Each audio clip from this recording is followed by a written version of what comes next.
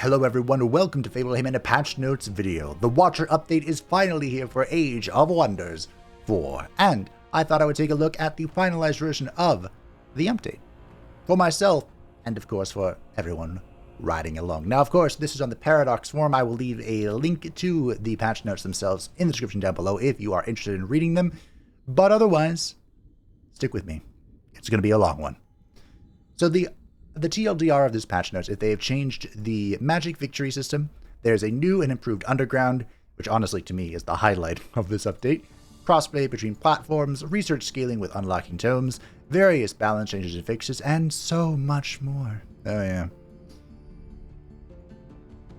Yes, there were also a lot of AI changes. I'm not sure how all those are going to come together, but we'll find out soon. Very soon. The next series will be starting within 24 hours-ish, I hope. I hope. But anyway, this is going to be the patch that we'll be playing on until the Golem update sometime in Q4. This will be coming with the Empires and Ashes expansion, where Steel will meet the magical world of Age of Wonders. It makes me wonder if we're going to see something akin to the Dreadnoughts, which will be interesting. I'm not particularly a big fan of the Dreadnoughts, but hey, it's another fun playstyle. So the highlights. Here we go. The way knowledge costs are determined for skills in terms has changed. Instead of the tier of the skill determining the cost, the knowledge cost is now based on the amount of tomes you have collected thus far. Every new tome you unlock will have an increased knowledge cost of skills compared to the tome before, regardless of what tier the tome or the skill is. The general knowledge cost of tomes skills is increased, especially near the mid and late game tomes. The base knowledge skill costs for tomes are as follows. The first tome, General Research and Culture Research, is 250. Then 400, then 600, then 800. You can see the numbers here. It scales up quite a lot, up to 5,000 off your 12th tome. And then every tome thereafter has an additional plus 1,000 knowledge cost per skill. Individual skills in a tome now have a skill level, Adept, Intermediate, or Expert. This has a modifier on the knowledge cost. Different skills inside of a tome can still differ in cost as they did previously. Usually these were transformations or enchantments. Change tome tier unlocking. Instead of needing 2 tomes of the previous tier, you just need a certain amount of tomes of any tier. This means that players can choose more lower level tomes without slowing down the progress towards higher level tomes. Tier 2 is 2 tomes of any tier. Tier 3 is 4. Tier 4 is 6. And Tier 5 is 8. Tier 3 tomes now require 3 affinity points to be unlocked. So initially, the initial reaction to the research change was not...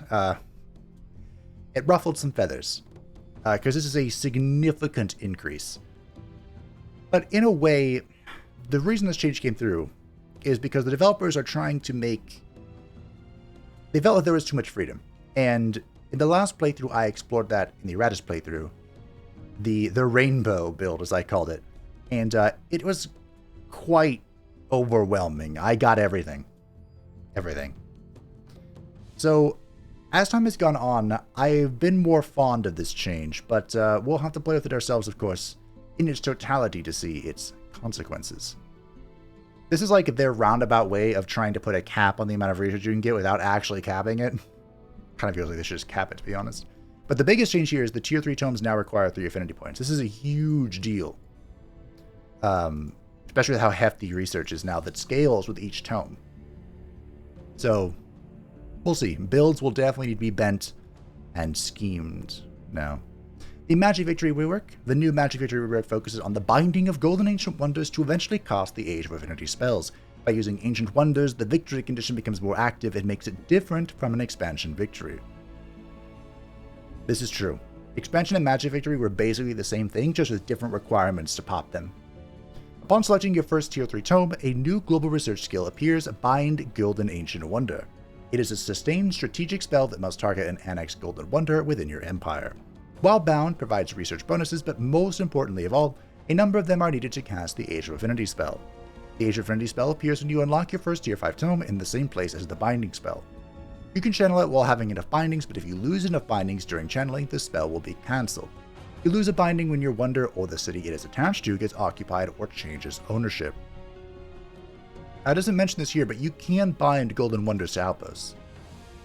Global spells are a separate research pick, not part of the 3 randomly drawn ones, and can be started or paused at any time once it becomes available. The amount of golden ancient wonders required scales based on the size of the map. And a very large map, which is the new map setting, with 4 players, was it? It took 1 golden ancient wonder. I wonder if that's been modified.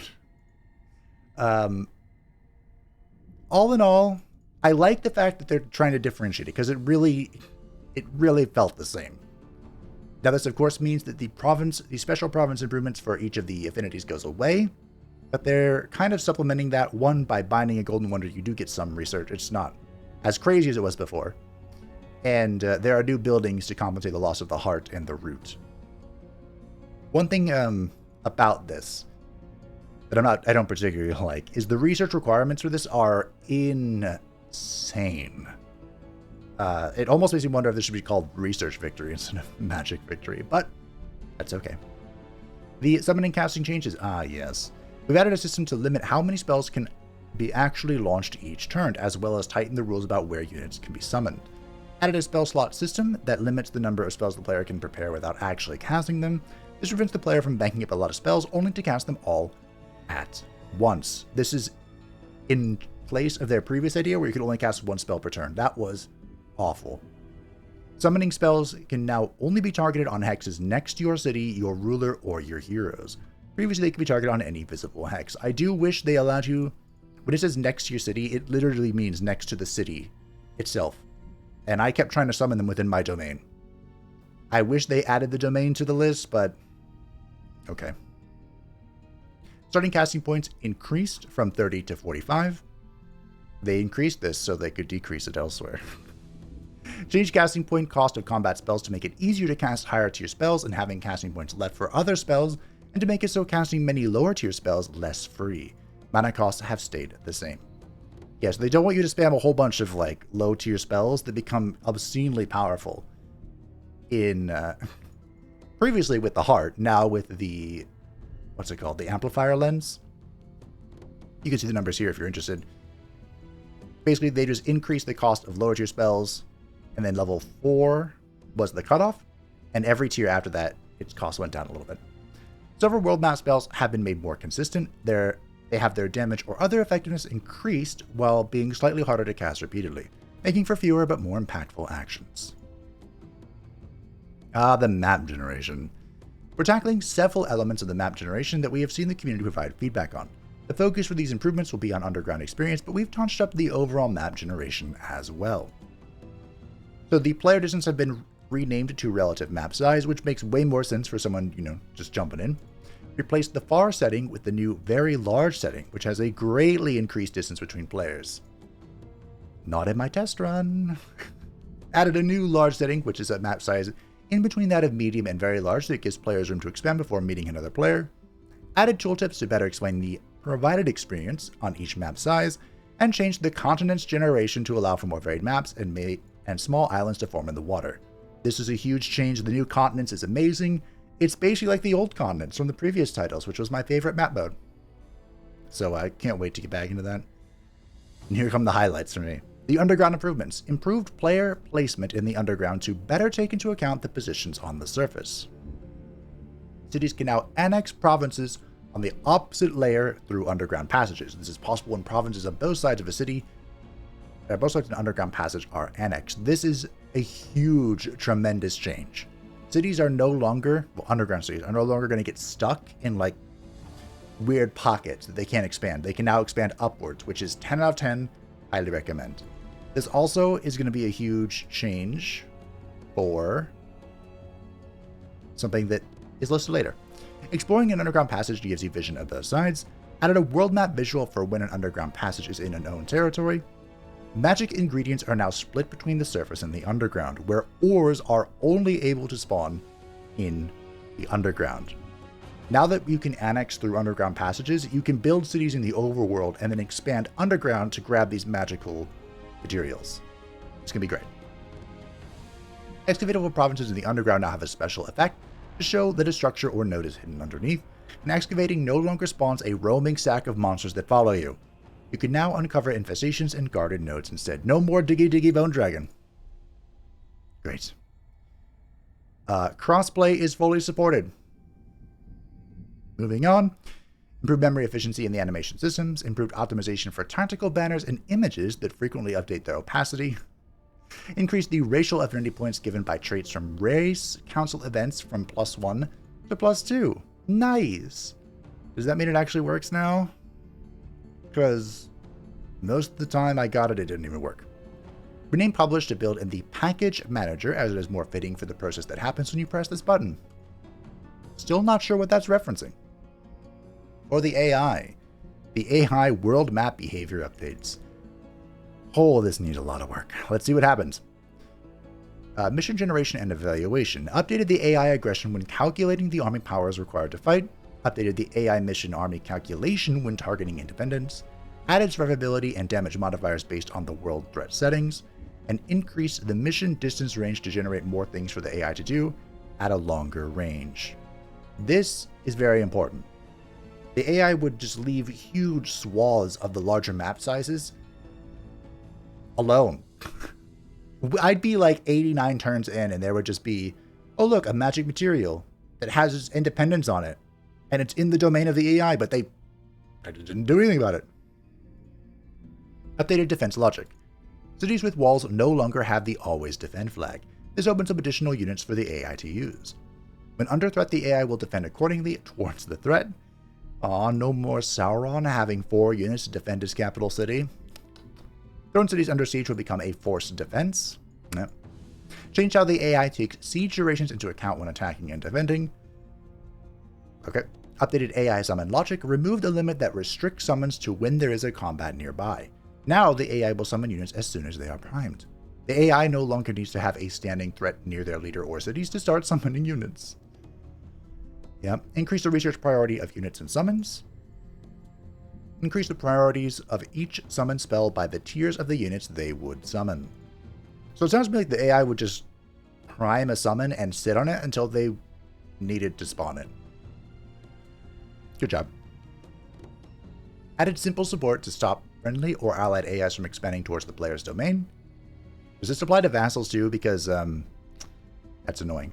Change rule regarding clearing ancient wonders. The AI will now clear them when they are in annex range to cities or outposts. Ooh, nice. This had to be changed because of the new magic victory condition. Changed empire development rule. Rule set now includes taking into account free cities that could be integrated instead of only new cities. Implemented the new free city expansion rules. When fully independent, they will expand in a circular pattern. When they are a vassal, they will default to pick the highest value once again. A circular pattern, huh? Okay, kind of like Age of Wonders 3, which, you know, just grew in a giant circle. Or what would it be, a hexagon? You know what I mean. AI update for the threat system. The threat system has been expanded to look at several new factors and has been tweaked to achieve more competition with nearby rulers and rulers that are competing in overall rank. Okay. The impact of the need a friend and need an ally modifiers is reduced for warlord and isolationist personalities. The need an ally modifier now only applies if either side of the relation has a war, to make sure the AI does not radically shift opinion to positive. Really? System now takes defensive pacts into account more and no longer waits for a full alliance before applying certain factors. Some AI players will now have a predisposition in their threat level towards higher/lower threat, and generally AI rulers should initially act more threatened and hostile. Nice. AI update for maker declarations. The amount of declarations that will be made on a player by the AI is now more balanced.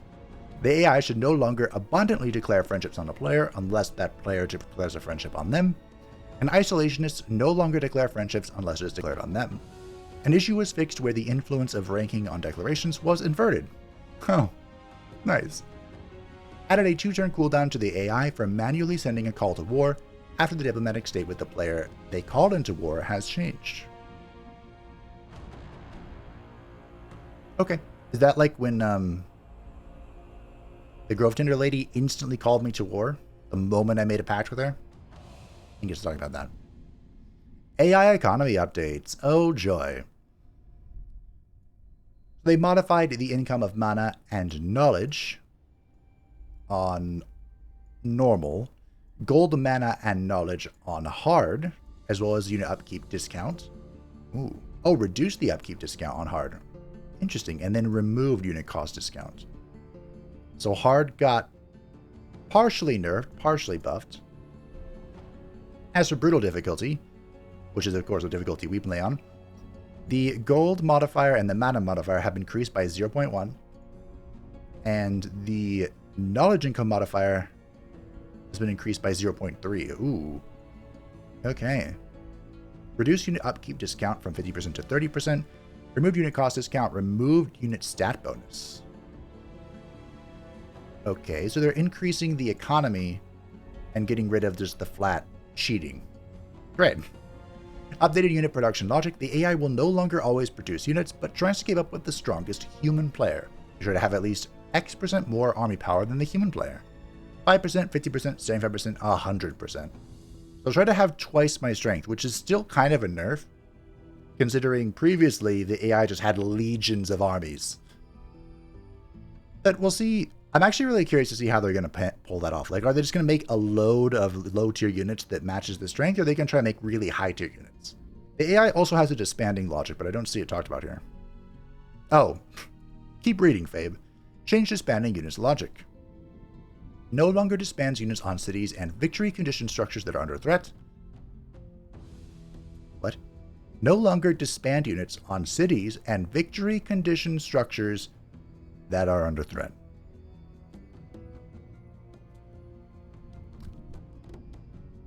I mean, great. Yep, that's a good change. Never disband units on cities that are under siege. These had to be added, huh? Block the AI from replacing gold, mana, and special province improvements, providing a stronger economy. Added support for the AI to save up Imperium into the late game to buy the city cap, Empire's tree skill. This explains so much. It really does. Because the AI would use Imperium like crazy on units. And then just, I guess, not increase their city caps. Changed AI research values to have a focus on units, transformations, and unit enchantment. Changed AI evaluation for the magic victory condition research. I am fairly confident. I am basing this off nothing, by the way. I have this gut feeling the AI is never going to go for the new magic victory condition. It just won't. It just won't compute how to put all those pieces together. But we'll see. Because the magic victory condition was their favorite condition. A brutal AI that's uncontested would go for it at like turn 60. It was very annoying. Environment art has been added. Art is always great, you know? They're beautiful. Unit art, new Siegecraft icon. Okay. Combat. The all enemies have routed dialogue will now pop up, even if temporary summons and siege engines are not routing. This mirrors the rule for winning battle, which does not require that those units be killed. That's pretty convenient. Not a big change, but a nice little change. Modified the XP gain cap so that dragons and rulers soloing battles earned less XP.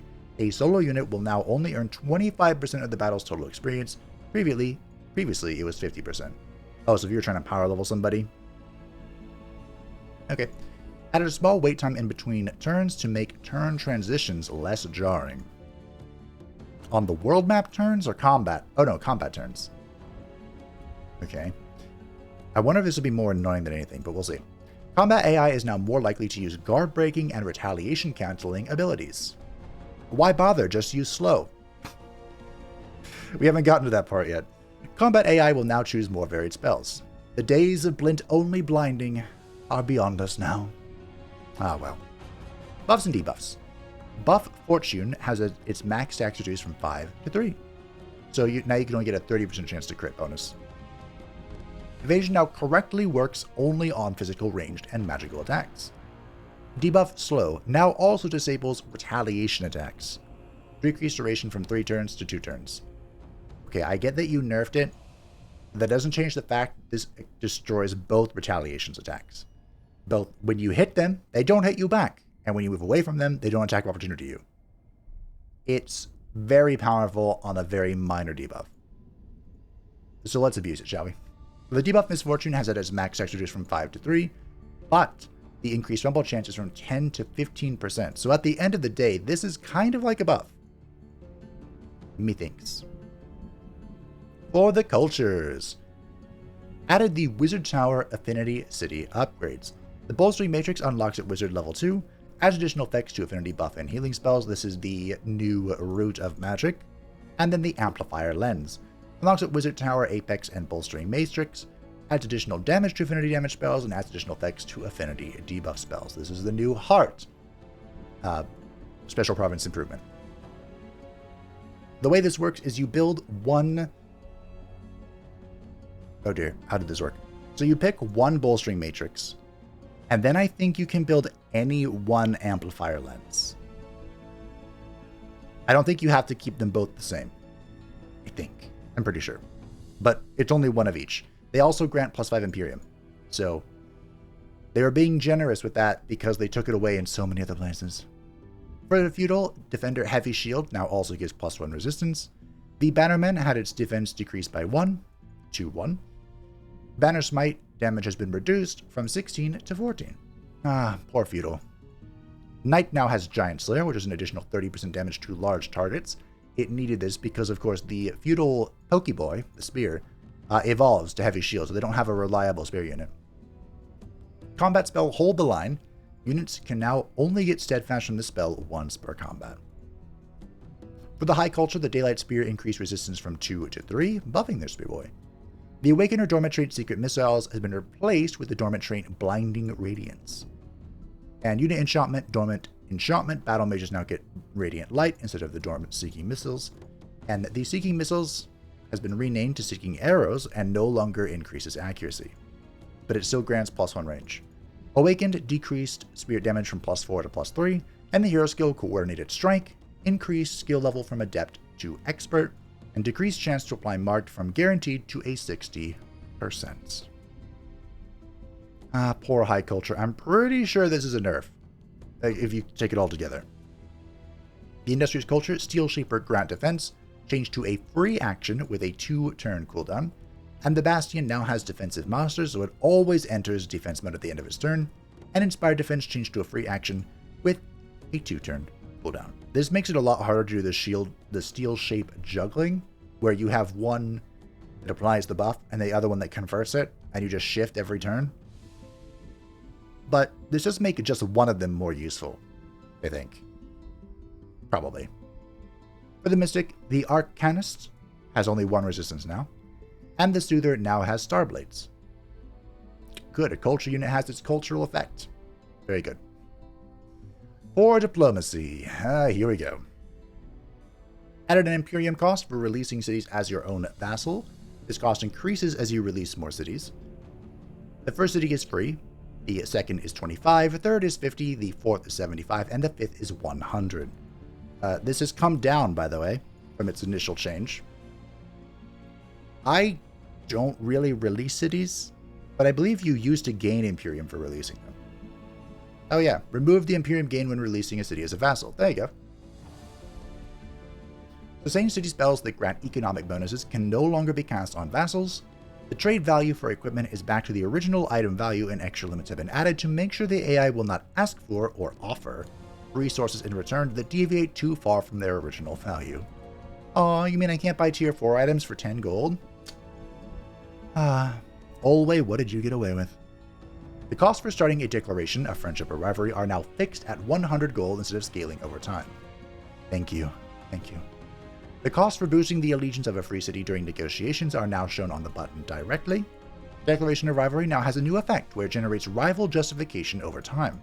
This allows the player to ignore part of the opposing ruler's grievance points when they declare war on that ruler. This will help negate what I did to Blint in the Morgan playthrough, where I just kept our grievances equal, so the AI would never declare on me. It was genius. 10 out of 10. Well, now it's a lot more difficult. Declarations of Friendship will now automatically end if an alliance or defensive pact ends/is broken. The AI will now wait several turns before attempting a new declaration after a declaration has recently ended. Automated calls to war will now be sent if 2 of the player's allies go to war against each other. AI rulers will now mention the magic victory when they declare war on the player. Made some text adjustments to better explain how the impact of war justification works on Imperium when involved in multiple wars. That's good because I still don't understand it. And now, they changed the moderately justified war Imperium gain from 10% to just +10, And they changed the extremely justified War Imperium gain from 20% to just plus 20. That sounds like a nerf, and in the Wyvern update, that would have been a nerf. But now, with the way Imperium works, this is a buff. This is just a flat buff. Which should be a sign of how hard they gutted Imperium gain. Advanced for the Empire tree. Advanced Scrying was renamed to Advanced Sensing. Why? Advanced Sensing is now available at 160 accumulated affinity instead of 200. Force March is now available at 200 accumulated affinity instead of 300. Siege Specialization is now available at 300 instead of 400. Advanced Sensing now also gives Vision Range +2. Guess that's why. Skilled Raiders now give 20% as the description implies instead of 25%. This is in the Chaos tree somewhere. Philosopher Soldiers now explains the amount gained for each rank in its description. Good. This was gain research when your soldiers level up.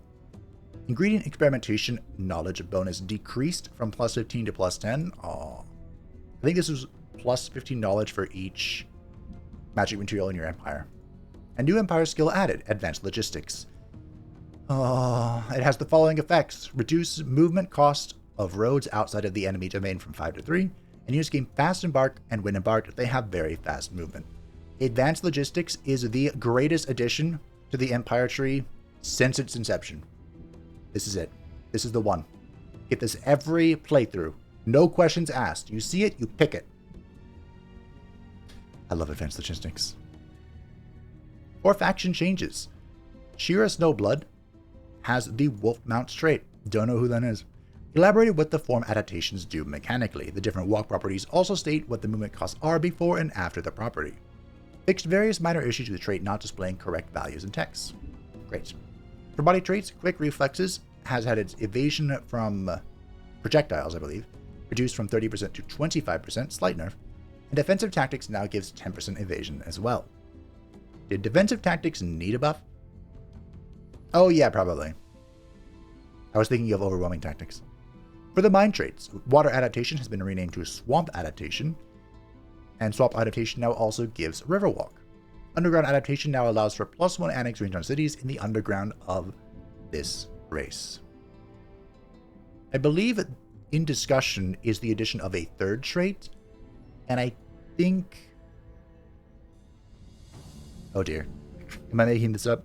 I want to say that in the third trade slot, they were talking about adding, like, putting the adaptations and the mounts in this third slot. I don't remember if someone said that in the comments or if that was actually legit. But anyway, it's in the air. Society traits Chosen Destroyers now has access to city structures that can increase hero cap. It can be built once for every city tier of the Throne City. Of course, Chosen Destroyers and Mega City only allow for a single city to be built, so this is to help out with avoiding the hero cap penalty, which has gotten far more severe. We'll get there. Soon, it looks like. Oh, this hurts my soul. For the Origins, the Wizard King now only gains +5 casting points every other level instead of every level. Oh, and Overchannel now starts on a 1-turn cooldown. My poor Wizard King. Rest in peace. I mean, Wizard King is still probably going to be the strongest, but that hurts. Champion leaders now gain +20 draft on the Throne City, providing a faster way for them to rally their troops in the early game. That's on top of their other bonuses. I don't think this will push champions to the same level of Wizard King, but at least safely solidifies their second position, in my humble opinion. I mean, Dragon Lords are cool and all, but they don't have a whole lot of good benefits. But I'm pretty sure they just have a cost. Anyway, moving on to heroes. The first hero over the cap costs 30 gold and 5 Imperium. Each additional hero over the cap costs 30 gold and 5 Imperium more per turn than the previous one. So I believe this is 30 gold 5 Imperium, 30 gold 10 Imperium, 30 gold 15 Imperium. You get the picture. So you can still over-recruit heroes. It just starts to have a very, very painful cost. Rework the needed amounts of experience for heroes to level up. They now get their first level slightly faster, and after that it should feel about the same until level 6. After that it starts to get slower. Okay. Implemented a limbo system for hero items. When you unequip them, it takes 1 turn to become available for other heroes to equip.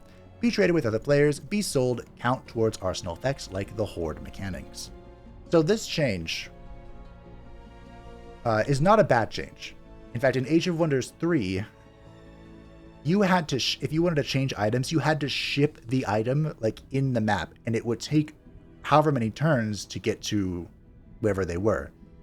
So on a large map, it could literally take 10 turns to send an item from one character to another. And there is now a confirm button when you are equipping something to make sure you don't accidentally equip something that you weren't trying to. They also fixed the bug, or at least they said they did, where when you click on the miscellaneous, the 3, item, consumable, usable parts of the equipment, you would click on it and it would, even though you clicked on like the second or third one, it would automatically select the first one. Supposedly that no longer happens. I hope so, because I hated that, and that ruined this for me. But if that's fixed, this is fine. This is a fine change.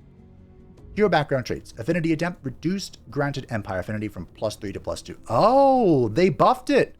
A shadow buff! Wow. So initially, they actually reduced this from +3 to +1. So instead of cutting it like at the... instead of cutting off just its knees, they just cut off its foot. Okay. Maybe I should say instead of cutting it at the thigh, they cut it at the knee. That might make more sense. So look, Affinity Adept is not useless. Distracting. Reduced the chance to apply it from 90% to 60%. Oof. That's a pretty hefty nerf though. Still don't usually go for distracting though. For hero skill, precision training no longer gives crit chance. Is it just 10 accuracy now? Is that worth it? Maybe. Lightning Evoker, increased damage from 10 to 14. Lightning Evoker needed above. Endurance training, reduced HP from 15 to 10. F. But you still mostly took this for the resistances, right? Weaver can refresh all abilities, is now a single action, places hero on defense mode. This is a buff. I think this is a buff.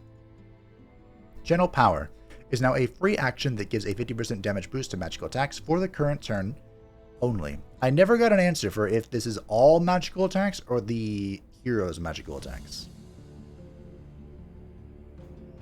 But hey, either way, I'll actually use this now. Summon Elemental now works in water combat maps. Oh, great. Dragon Lord's Astral Aspect increased resistance from +2 to +4.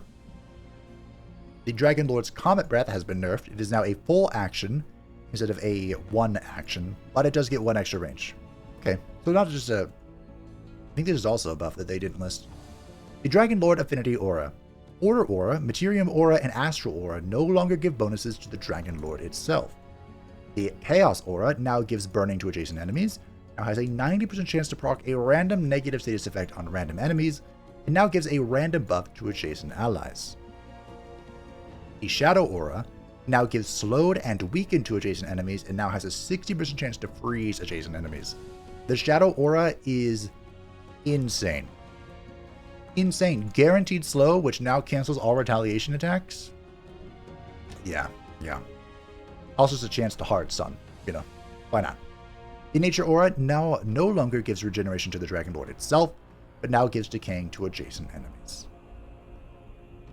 Honestly, the Chaos Aura is also pretty nifty, but I'd just go full Shadow.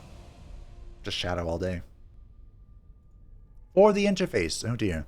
In the army panel, you can now see predictions of HP of your units, as well as allies and enemies, that will regenerate within the next turn. This is a yellow section on the health bar on each unit slot. I actually really enjoyed this change. I saw it at like the very end of the Morrigan playthrough. Added notes to status effects to explain which status effects counter other status effects. Okay. Added a notification when finishing excavation of a province. When a unit gains a benefit from Pack Hunter, Animal Kinship, Defensive Tactics, or Overwhelming Tactics, this is now displayed. Nice. Improve the annexation flow on controller. Don't care. Lock the camera zoom layer when annexing provinces. Improved the UX on the siege screen when adding siege projects. The side menu will now stay open until all slots have been filled. You can manually close the side menu now. Okay. Remove the inspect option in reward screen for units. Good change. Remove the casting cost in strategic transformation screen. Okay. Enabled the launch now button for tactical spells that have no specific target. Move the center view on selected object to the correct key binding category. Custom realms with DLC traits will now be grayed out if the DLC is not owned or not enabled. Allied victory checkbox now grays out when teams are enabled. Oh. Interesting. That's good to know. For reasons. For reasons. Shh. Now remembers the position of the scroll bar after inspecting a unit in the unit production list in the city interface. The about pages are now the same size. Great. For multiplayer, they tried to fix a whole bunch of out of sync stuff because that was a huge problem. If you're playing with like more than 2 people, the game just like crashes all the time. So, good job. For the Pantheon, the realm trait Mega Cities now has access to a city structure that can increase hero cap, just like the Chosen Destroyers. The realm trait Ashen War now no longer gives its quests and events in team games. And the realm trait Wondrous Past now increases ancient wonders of all tiers, but does so less extremely. Before this, it would place too many extra golden ancient wonders on the map. Is that why I had so many of them in the Morrigan playthrough? I mean, I'm still going to keep using it. I'm not going to play a map without Wondrous Past. Show me the wonders. Onboarding updated the Magic Victory tutorial, and combat tutorials are now hyperlinked. Good. Ah, the tomes. Alright, everyone, buckle up. Reduces the casting points given by Tier 3, Tier 4, and Tier 5 tomes from plus 10 and plus 15 to plus 5. Ah, the pain. The pain. It hurts. I hope you enjoyed having almost 700 casting points in the Erratus playthrough, because that's not coming back. I do think the Tier 5 tomes should retain a special amount of casting points because you can only have one. But, you know. For the Astral tomes, the Tome of Evocation, Unit Enchantment Lightning Blades removed the chance to electrify, now deals plus 20% against electrified units. Hero skill Lightning Weapons now applies electrified at 30% chance, and the World Map skill Lightning Torrent increased damage from 10 to 20, increases lightning weakness applied from -2 to -3, and the cost increased from 40 mana and casting points to 80 each. Ooh. No wonder they had to buff its effects. They made it a pretty hefty cost. So it's not mentioned here. There's Lightning Arrow, right? Or is there not? They're kind of changing how the enchantments work for melee and range, where I believe they want to make it so that the ranged enchantment applies the debuffs, and the melee enchantments do bonus damage against people with debuffs. So they're less just flat upgrades and more like synergistic upgrades, I think. Let's keep reading and find out. Scrying, the world spell Summon Watcher had its mana cost increased from 100 to 150. We called it the Watcher update. What should we do? Make the Watcher more expensive. Amplification Pylon increased damage modifier on combat spells from 20% to 50%. On combat spells. Ooh. Add extended charge, dealing 6 lightning damage to melee attackers with a 30% chance to stun them, and removed blight immunity. So you can now just throw this guy out there and hope people hit it and get stunned. But also, dealing plus 50% damage on combat spells, that could be fun. Unit Enchantment Amplified Arrows reduced damage from +4 shock and -2 physical to +2 shock and -1 physical. Summoning Combat Summon Conjure Astral Keeper now works in water maps. For the Tomes of Chaos, the Horde. Minor Transformation Spawnkin now gives 10% evasion to heroes instead of extra damage. Non-heroes still get 20% damage. I thought about using Spawnkin in my next playthrough, but Spawnkin is so weird. Like, it looks weird. It's effectively good. It still looks weird. Combat spell Blaze of the Horde now does 20 damage to a single target with an extra 4 damage for each adjacent friendly unit. Interesting. This used to scale off of your tier 1 units, I think. Combat skill Fury of the Horde increased casting cost from 10 mana CP to 20 mana CP. Don't remember what that does. Hero skill Battle Seeker Training now gives 1 defense, 1 resistance, 1 status resist, and 5 HP to tier 1 units instead of 20% damage. I think I'd rather the damage. Tome of Pyromancy unit enchantment Fire Arrows reduced damage from +4 fire and -2 physical to +2 fire and -1 physical. The hero skill, Fire Weapons, now applies burning at 30% chance instead of dealing plus 20% damage against burning targets. Okay. That's just the hero skill, by the way. Demon Gate. The Tome of the Demon Gate. World map spell Abyssal Flames. The damage cost was increased. Damage increased from 10 to 20, and the casting cost was increased from 120 mana CP to 150 mana CP. Is this the one that ignites a whole province and deals damage to people inside of it? I think it is. For Materium. Oh dear. Lots of changes for this one. For Rock, a Gargoyle, reduced spirit weakness from -6 to -3. Ooh. Wow. Okay. Reduced fire resistance from 4 to 2, and reduced blight resistance from 6 to 3. Can now retaliate when in defense mode. But it... Oh yeah, it has a special defense mode. Interesting. The Lesser Stone Spear is now a shield unit. Melee Strike reduced damage from 12 to 10. Melee Strike now has Earthern Fury on its main attack. Plus 20% damage versus slow or immobilized units. Oh dear. Also had its resistances tweaked, and had its HP increased from 60 to 65. I believe that the consensus is that the change from a brawler to a shield unit is just a straight buff. Just better. -2 damage, but who cares? The Artificer Tome, Unit Enchantment Artisan Armaments, no longer applies to ranged units, which is fine. Does it include battle mages, or is it just archers? The Tome of Winds, the Zephyr Archer, Zephyr Shot damage reduced from 34 to 30, and no longer has Slippery. It never should have had it in the first place. For the Wind Ranger, Melee Strike increases damage from 14 to 15. Impressive. +1. Whirlwind reduced the cooldown from 2 turns to 1 turn. And the combat spell Dust Storm increased the radiance from 1 hex to 2 hexes. This isn't the one that pulls people, right? Or is it? For Terramancy, the world map spell Earthshatter increased damage from 10 to 20, increased casting costs from 80 mana CP to 100 mana CP.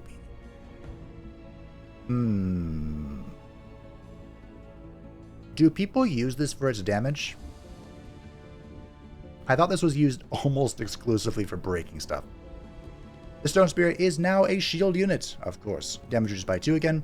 Mobilizing phase had its damage increased from 6 to 8, and increased the chance of immobilized from 30 to 50%. Wow. Quake changed from once per battle to a 1-turn cooldown. Oh, I got these backwards. Immobilizing phase is its teleport. Quake is its other ability. Okay. Quake increased chance to immobilize from 30 to 50%. Reduced spirit weakness. Wow, increased hit points from 90 to 100. Did these guys need a buff? I felt like they were pretty good already. And now they're just 10 out of 10. Nice. Storm of the Crucible, unit enchantment Meteor Arrows, reduced damage from +5 to +4. World map spell Pyroclastic Eruption had its damage increased from 15 to 20, and its casting costs reduced from 150 to 100. Alright. The Golden Realm City Structure Reagent Refinery added +10 gold income. Golden Realm didn't need a buff, but thank you. Wow. Okay. The Tome of Nature, there's a lot going on here.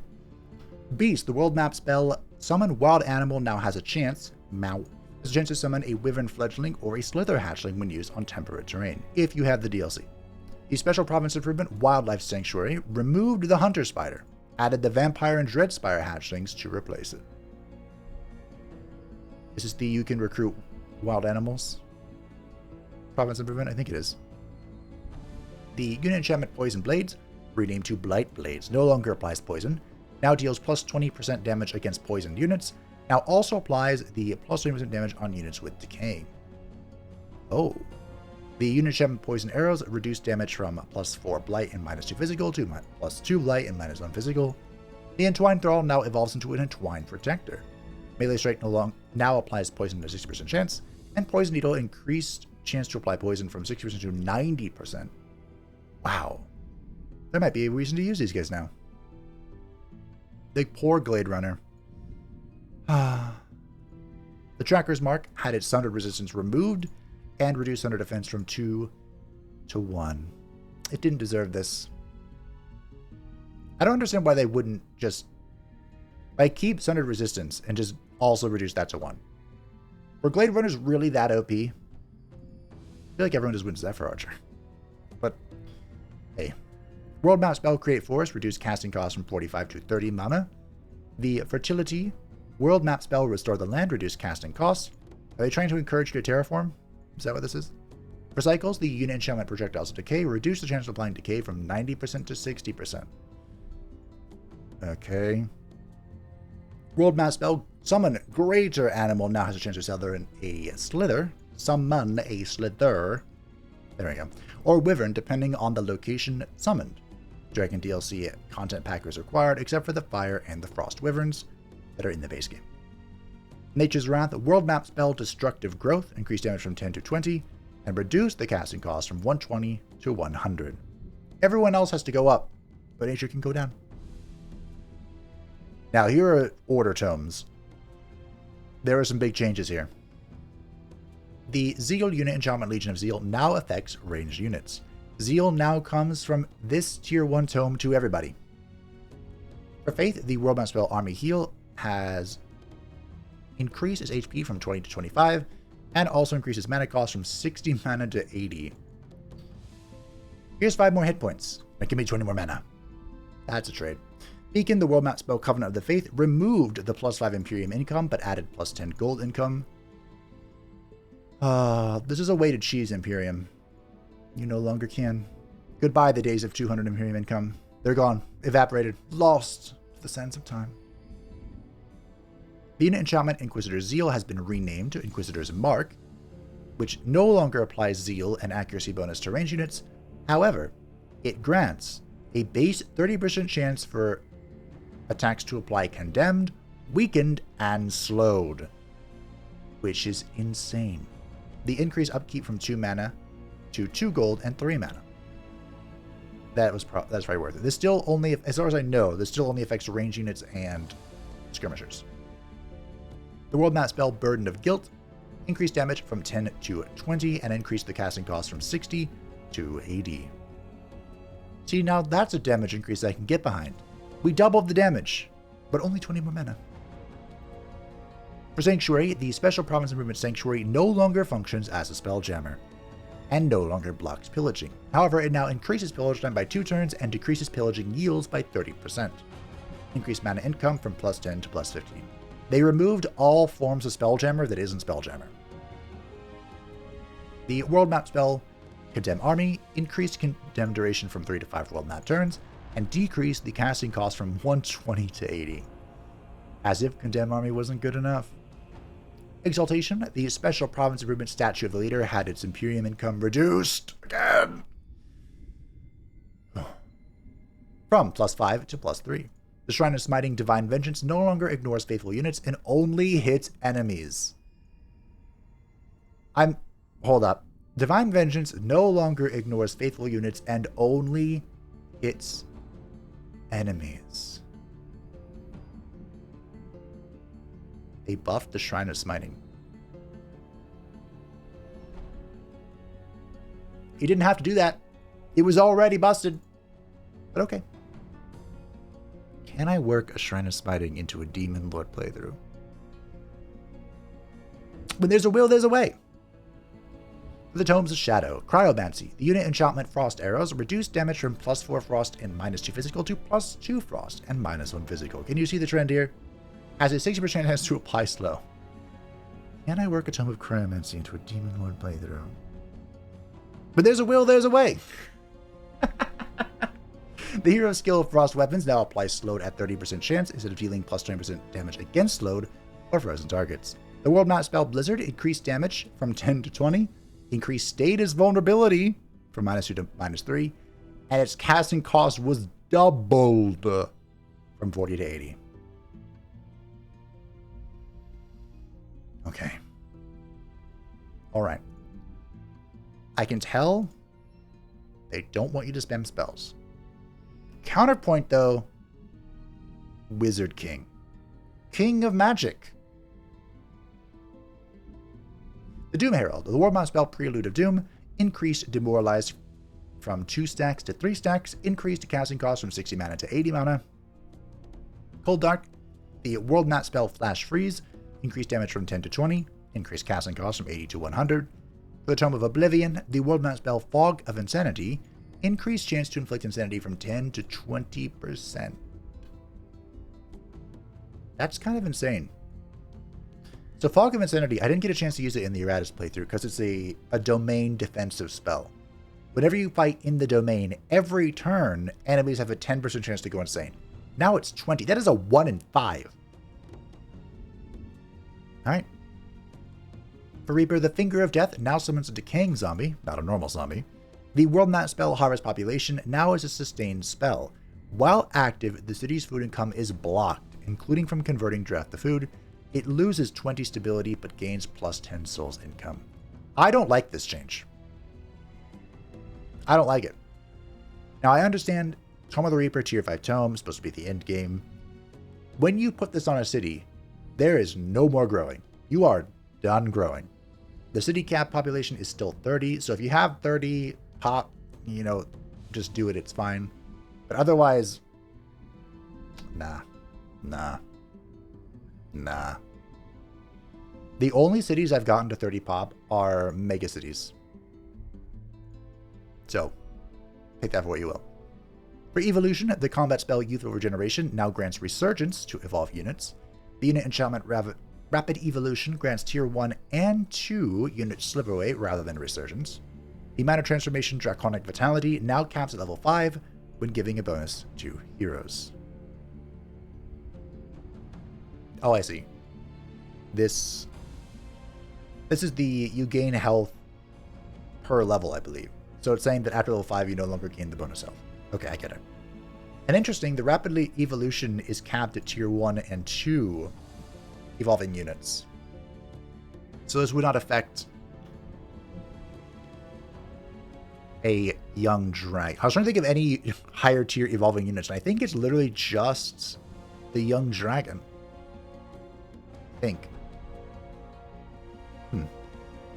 Okay, fair enough. Units. Ranged units legendary rank no longer grants accuracy. Poor Eagle Eye. Decaying zombies will no longer apply morale penalties to their allies when they are killed. Went through the various spells and abilities that summon zombies. All those that summon a zombie from a corpse now give the zombie 3 AP when it appears. Those that spawn a zombie when a target is killed by an ability are unchanged. Cavalry and Giant Slayer now appear on the ability tooltips. Dragons now display Ooh, I need some water. Dragons now display a high maintenance tag in their stat sheet that explains they cost more upkeep than normal. They always had the upkeep modifier, but it was invisible before. Plague and Stormscale Serpent's elusive ability renamed to Fleeting to not clash with the elusive racial mind trait. How kind. Or the wildlife. Oh my. Is it time to bring back Morgan for a third playthrough? The Dread Spider Hatchling has his HP increased by 5 and his resistance increased by 1. Very nice. The Dread Spider Matriarch is no longer immune to Blight, but now has 8 Blight resistance. The Dire Penguin now correctly has faster movement in swamps due to its amphibious capabilities. The Bone Wyvern, its melee strike has a 30% chance to apply poison, and its movement has been increased from 32 to 40. The Wyverns all around were buffed, which is good because they desperately needed it. The Fire Wyvern melee strike added a 60% chance to apply burning. The melee strike increased fire damage from 4 to 6, and their move point increased to 40. The Young Fire Dragon melee strike has a 60% chance to apply burning. The melee strike changed damage from 16 physical to 12 physical, 5 fire, which comes to 17. Now has 4 fire resist and -2 frost weakness. The Frost Wyvern is now a skirmisher. Now has the Freezing Burst ability. I believe this is the Ice Elemental ability. I think. Melee strike added a 60% chance to apply slow. We need more slows in our lives. And the movement was of course increased to 40. The Young Frost Dragon melee strike added a 60% chance to apply slow. Need more slow in our life. And their damage was changed from 16 physical to 12 physical, 5 frost.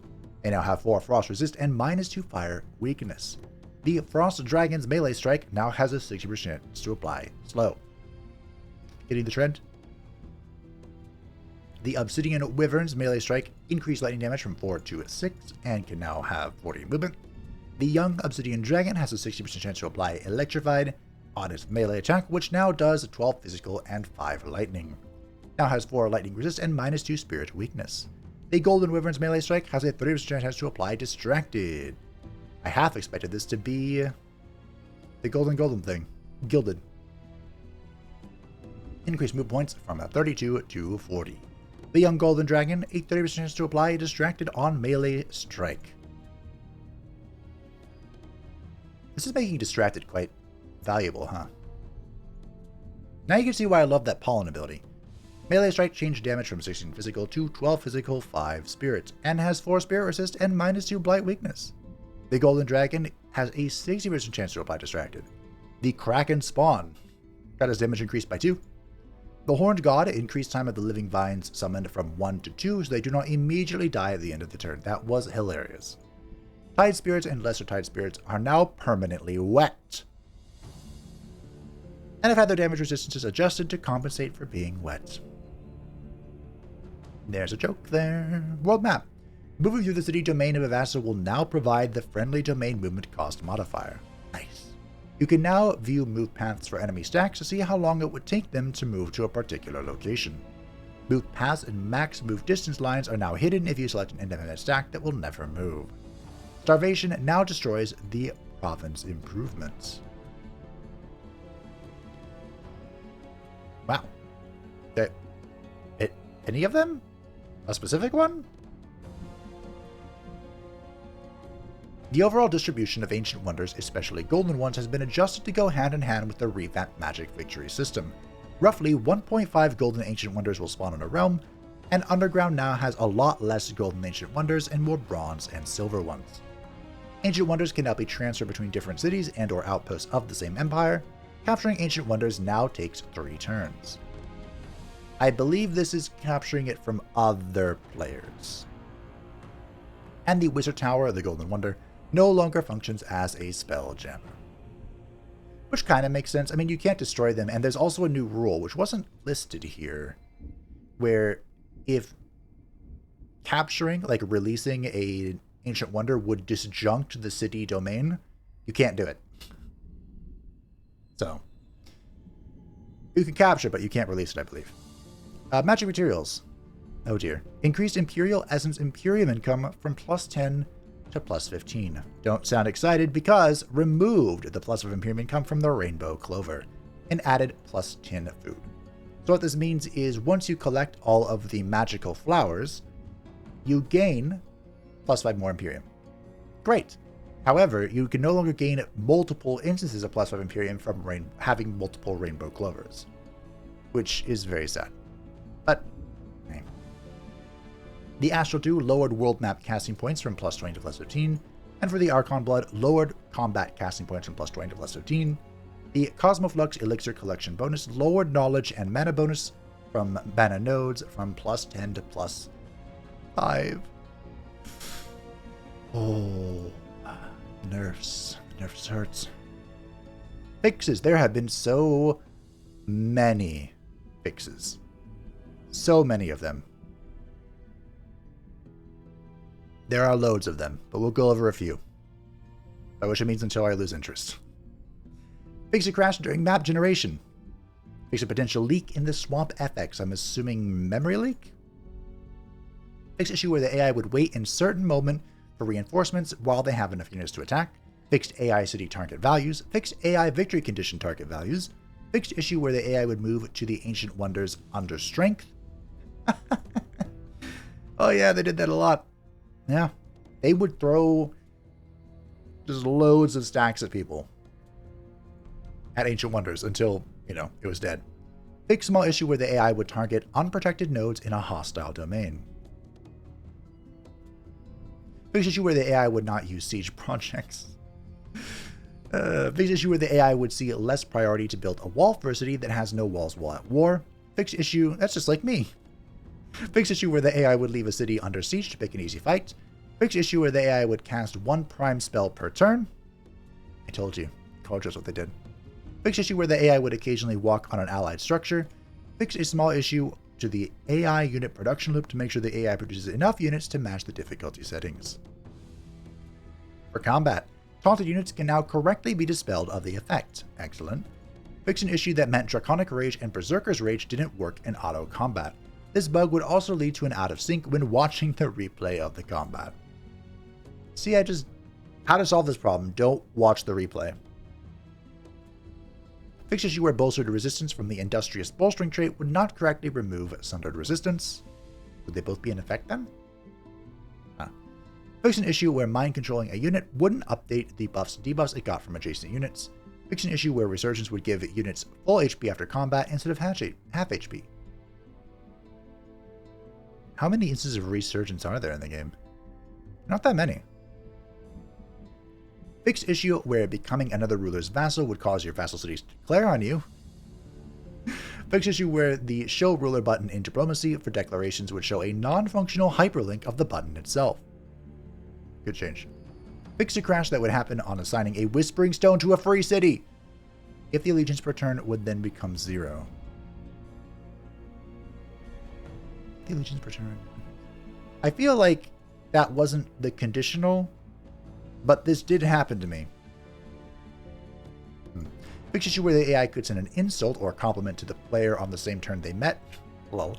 Fixed an issue where the AI could not end their declarations of rivalry or friendship when the relationship has changed. Oh, so I was locking people into their declarations. I have never seen the AI end a declaration of rivalry. Never. Fixed issue where trade options with free cities would be disabled when the player had negative income even if the cost per turn was free. Good old Silver Tongue.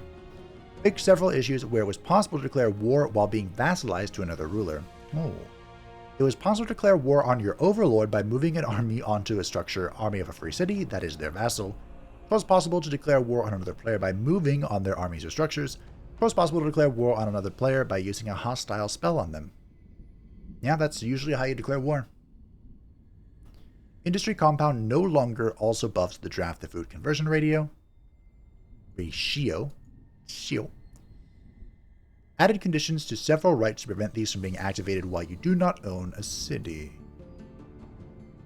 Oh, like, you'd have to be getting run over for that not to work. Wild expansion now only triggers on province annexation through building and improvements. Ah, that's how they got around it. I see. So there was a bug, an exploit, where you get this talent where whenever you annex a new province, you get a random animal. And so you could just switch provinces between two cities back and forth and just generate infinite animals. Now you have to build something. So I suppose you could still cheese it if you blow up your own provinces. But hey. Spoils of Destruction and Destined Conquerors now both only trigger on raising conquer cities, not your own. Yeah. Events. I don't care. These two are about stories, or the story realms. When viewing a race council event, the characters of your race now have the appropriate transformation supplied. When you choose a peaceful resolution for any army engage event, the army now does not play their death animations anymore, but simply fade away. Oh, but it was funny. Fix an issue that the Mark of the Otter Destiny trait gave 1 Chaos Affinity instead of 1 Nature Affinity. What about the issue where they don't give any affinity? Has that issue been addressed? Fix issue where gaining a bonus to the Rally of Leeches would initiate the timer even if the first rally had not triggered yet. Oof. Fix an issue where the Berserker's Belt would give Steadfast in Berserk for 1 turn too long. I think I've seen this. Maybe. Possibly. Here are some interface fixes. I think most of these are not too interesting. This one, though, I like this one. Fix issue where sometimes selecting multiple hero skills to level up would accidentally pick the wrong skill. Sometimes. Try like 70% of the time. Fix Wizard Kings having their race transformations and marked as conflicting, where it was the same transformation as is being cast. Okay. Fixed a bug where duplicates of already equipped items would not show in the equipment list. I think I've seen that too. There is now a distinction between domains and infestation in the legend. Oh, I don't care. You know what I'm looking for, right?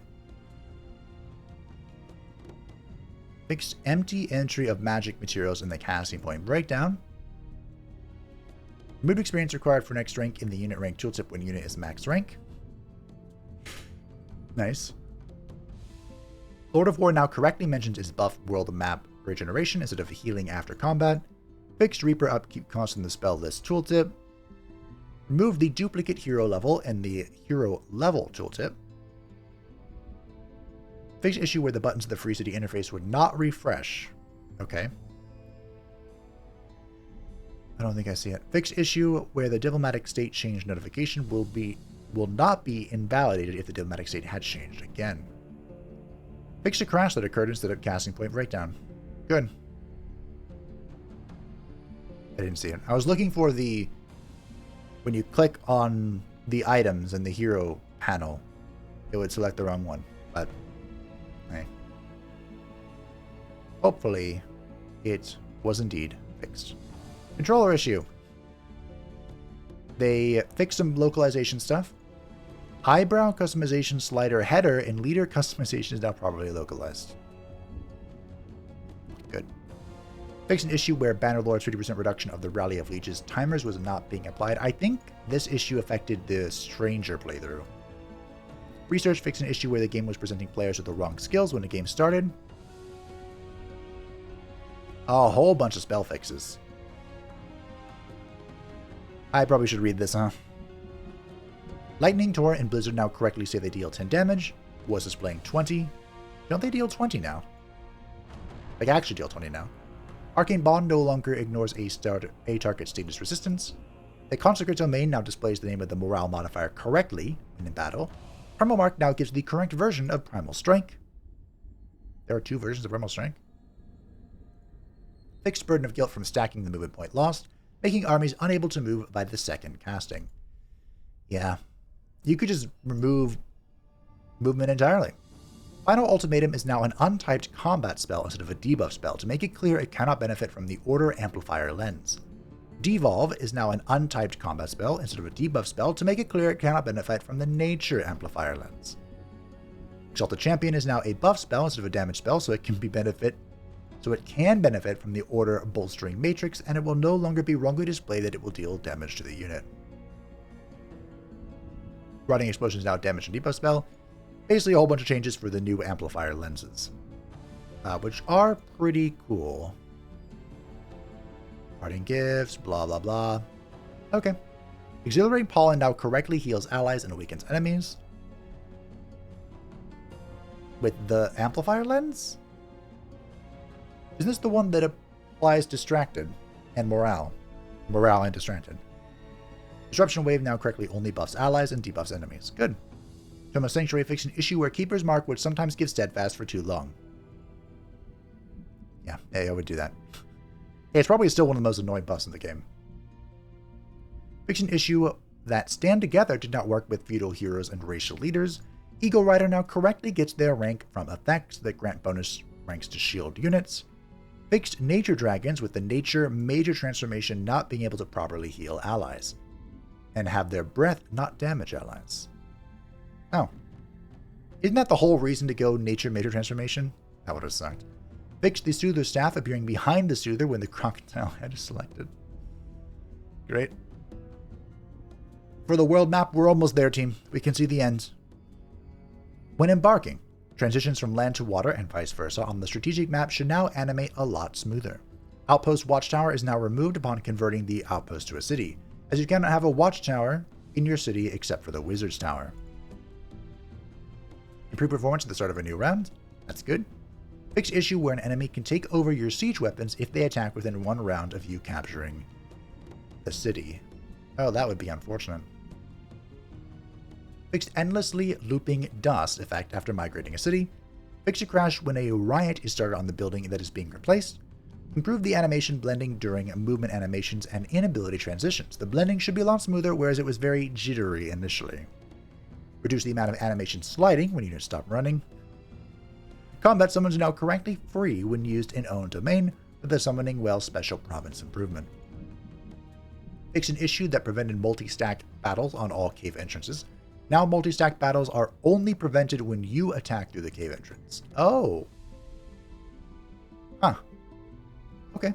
That's good to know. Fixed rare crash and saves if a city was raised after the player lost their throne city.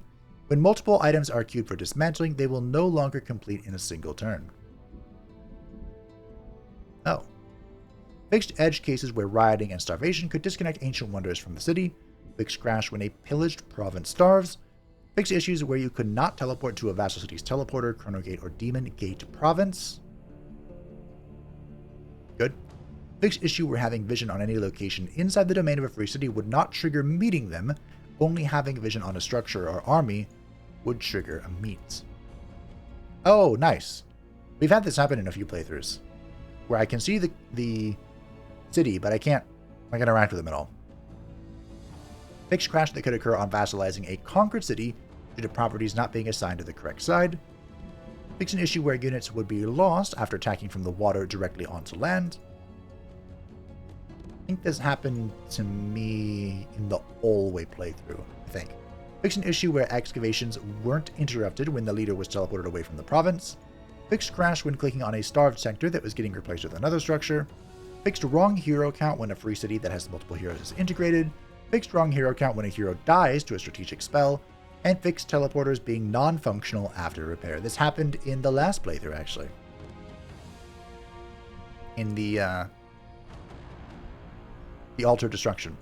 But that, my friends, is the Watcher update in its totality. My initial thoughts before I have played through the start of the beta in a Morgan playthrough, and for the most part, I enjoyed the changes. I did. Advanced logistics. I'm not saying I was sold because of advanced logistics, but that was pretty convincing. After the Erratus playthrough, I do think the changes to research were needed. Whether these are the changes that we needed or not is definitely the question, I suppose. But of course, we will see. All in all, I think these are good changes, and we'll put them to the test in the next playthrough, which will be a very special, meme-tastic playthrough with a few, an unusual setting. Hopefully, you look forward to it. Thank you for watching. I hope that you enjoyed. Feel free to let me know what you think of the patch notes, and of course, if you'd like to read them for yourselves, if you've made it all the way to the end and still want to see them, you can find the link in the description and probably the pinned comment down below. Thanks to the patrons and the channel members who support the channel. I greatly appreciate you. If you'd like to stay updated on the Hatman channel, feel free to join the description down below. And I will see you when our series with Blint the Underdark begins. Bye.